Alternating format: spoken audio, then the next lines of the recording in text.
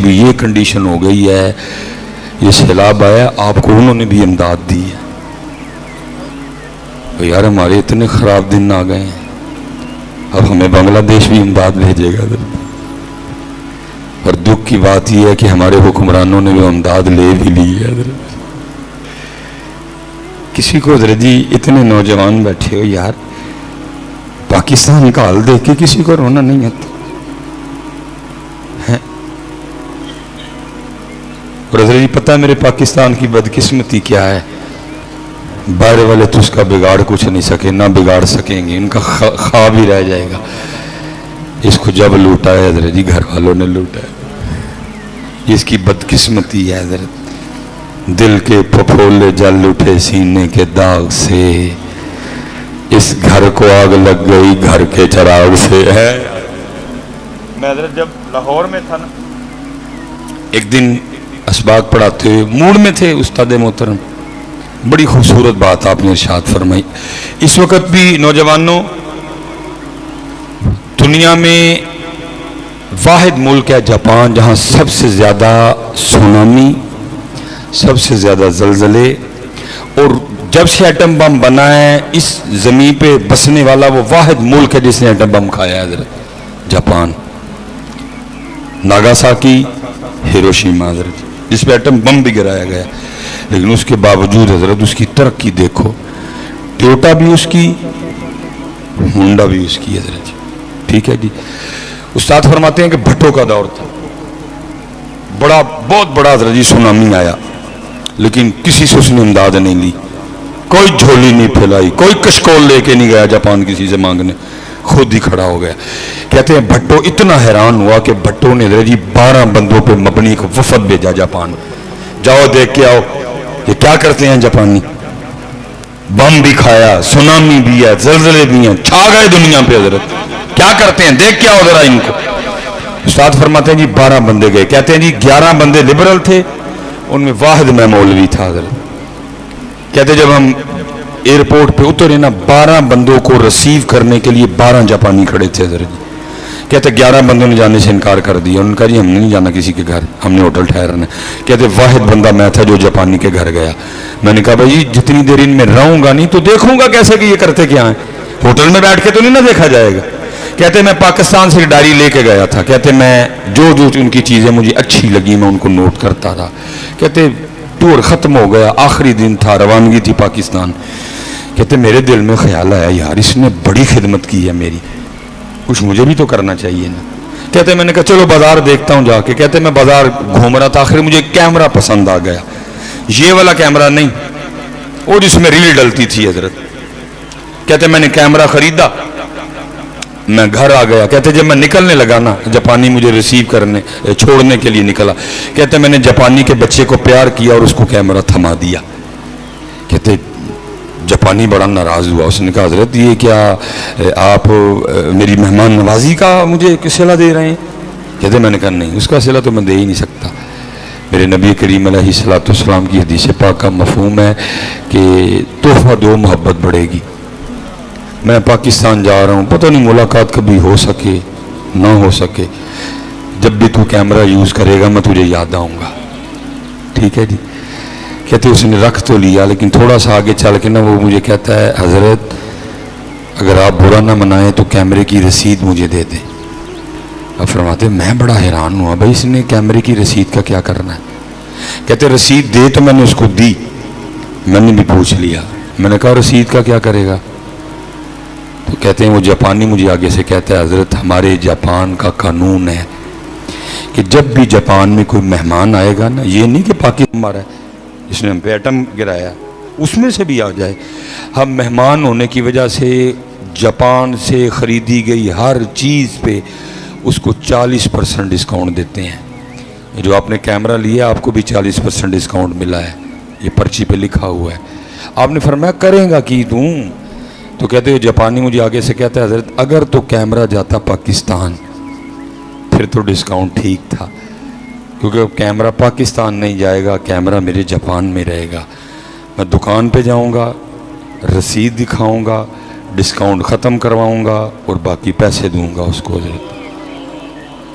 आप फरमाते हैं मैं समझ गया कि जब एक आम सा जापानी भी अपने जापान से इतना वफादार है तो ये जापान तरक्की नहीं करेगा तो और क्या करेगा। उलमा से नहीं जी, मशाइख से नहीं, मस्जिद में बैठे हैं यार। एक सवाल ताड़े को हुई थे अपने को हुई, बोलियो यार अगू जरूर है, बोलियो अगू, सच बताना यार, हम भी अपने पाकिस्तान से इतने वफादार हैं? बोलो तो सही और मनो तो सही। ओए सारा कुछ हुक्मराना ते पहाड़ ले, मनो तो सही। मैं आखिरी बार पूछूंगा, हम भी अपने पाकिस्तान से इतने मुखलिस हैं यार? बोलो तो सही ना। हजरत का और उससे पाक है, साहब मिज़ार की नजर है। ये जो मैं बोल रहा हूं मैं खुद नहीं बोल रहा, मैं मीरपुर तो गड्डी चला के आया वहां पे ही। मेरे जितनी इतनी हिम्मत ही नहीं मैं तकरीर कराया नहीं, मैं बैठा भी इसी नहीं से। मेरे 3 प्रोग्राम कैंसिल हुए इससे पहले, मैं नहीं जा सका उन पे।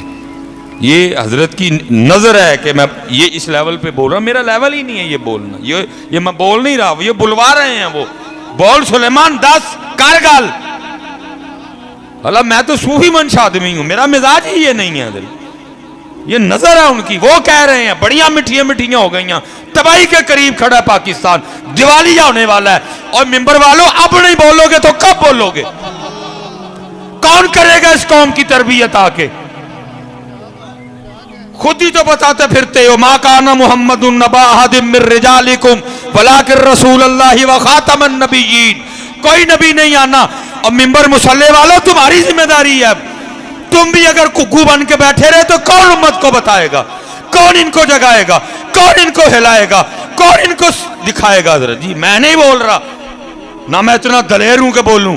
मेरे साथ कोई गनमैन नहीं, मैं बच्चों की अम्मी के साथ आया हूं हजरत।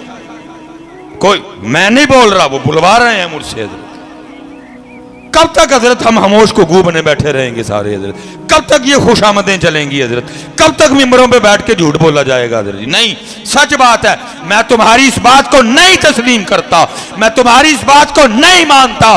371 ने 22 करोड़ को लूट लिया, मैं नहीं मानता, मैं नहीं मानता तुम्हारी इस बात, मैं नहीं तस्लीम करता तुम्हारी इस बात। तुम सोए पड़े थे और फेसबुक के हीरो तू सोया पड़ा था। और याद रखना पुत्र, वो जो औजे सुरैया पे गए, जिन्होंने सितारों पे कमंद डाली, जिन्होंने ईरान की धज्जियां बिखेर दी, जिन्होंने रूम को तहस नहस करके रख दिया, जिन्होंने मिस्र जैसी बड़ी सल्तनत को उल्ट के रख दिया। पता क्यों उल्टा? क्योंकि वो हजरत उमर को भी पूछ लिया करते थे।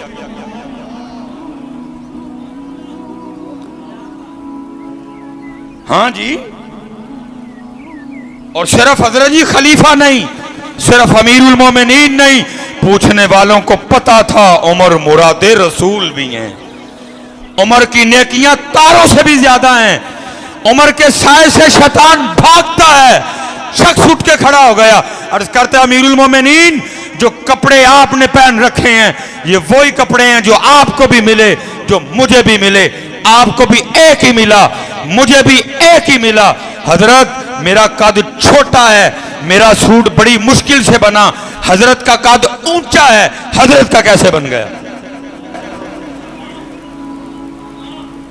लेकिन हम फेसबुक पे पूछते हैं, ये कौम फेसबुक पे पूछती है, ख्वाबों ख्यालों में रहने वाली कौम हजरत। लेकिन वो पूछ लिया करते थे। आपने फरमाया मेरा बेटा जवाब देगा।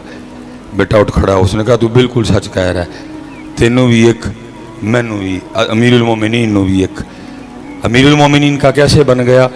क्योंकि मैंने भी अपना सूट आपकी बारगाह में पेश कर दिया, आपका सूट 2 सूट मिला के बनाया। नहीं पुत्र, अब नौजवानों उठो पुत्र। तो देखो समझ नहीं आ रही, दुआएं क्या कर रही है कौम, हमारे नौजवान क्या दुआएं कर रहे हैं? या अल्लाह कोई मोहम्मद बिन कासिम भेज। आपको आगे से आवाज़ नहीं आती, मालिक ने करम कर रखा है, आती है आवाज़। पता है वो आगे से क्या कहते हैं?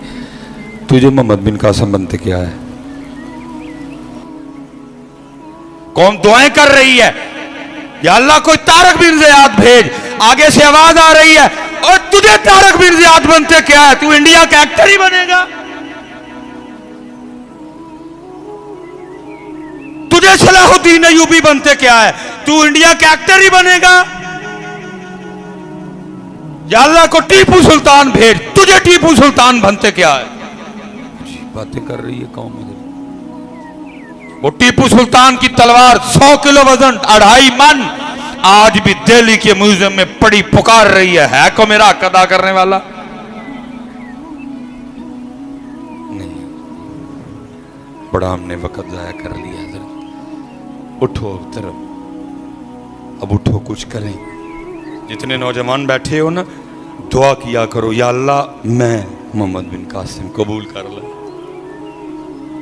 रब्बे करीम मैं सलाहुद्दीन अय्यूबी कबूल कर ले, या अल्लाह मैं तारक बिन ज़ियाद बनने को तैयार हूं, कबूल कर ले, मैं टीपू सुल्तान बनने को तैयार हूं, कबूल कर ले। कोई नहीं है हज़रत, उठो जी, बड़ा हमने वक्त जाया कर लिया, अब काम करें।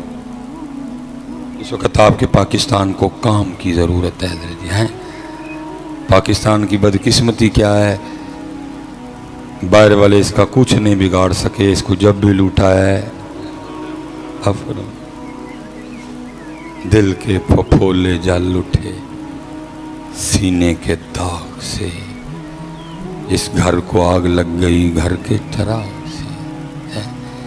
ऐसे ही तो नहीं है चमन की तबाहकारियां, कुछ बागबां भी हैं बरको शरर से मिले। या रब दिल मुस्लिम को वो जिंदा तमन्ना दे, जो कल्ब को गरमा दे, जो रूह को तड़पा दे, भटके हुए आहू को फिर सूए हरम ले चल, इस शहर के खूगर को फिर वसत सहरा दे।